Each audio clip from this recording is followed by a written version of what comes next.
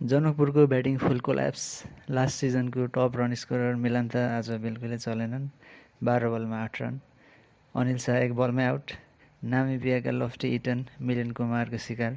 नेपाललाई ओडिआईमा रुवाउने मिलिन्द कुमारले 3 विकेट लिएका थिए र आजको म्यान अफ द म्याच। सबै ढल्दै जाँदा आसिफ शेखले मात्र सेन्सिबल 54 बनाए, तर बेन्चवर्थले स्मार्टली स्टम्प आउट गरे। अन्तिममा मयन यादवले सम्हाल्ने ट्राई गरे, तर जनकपुर 130 भित्रै 6 विकेट गुमाएर समेटियो। अब ब्रोडकास्टिङको पीडा। क्यानले युट्युब छाडेर डिसम्गोलाई ओटिटी दियो, तर स्ट्रिम क्वालिटी पनि छैन, एप चल्दैन, साइनअपबाटै स्ट्रगल।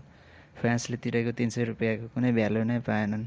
क्यानले माइन्डमा राख्नु पर्यो कि cricket is nothing without fans. प्रेजेन्टरले कोच र क्याप्टेन इन्टरभ्यू लिँदा माइक नै नचल्ने, लाइभमा वान माइकबाटै जगल गर्नुपर्ने सुपर एम्बारेसिङ। र गोर्खाजको चेज धमाकेदार। Ben Charlesworth 23 balls 46 runs, Tripathi steady 39 र आदिलले आएर छक्का। Game finish. र यसरी डिफेन्डिङ च्याम्पियन जनकपुरले सजिलो हार बेहोरेको छ।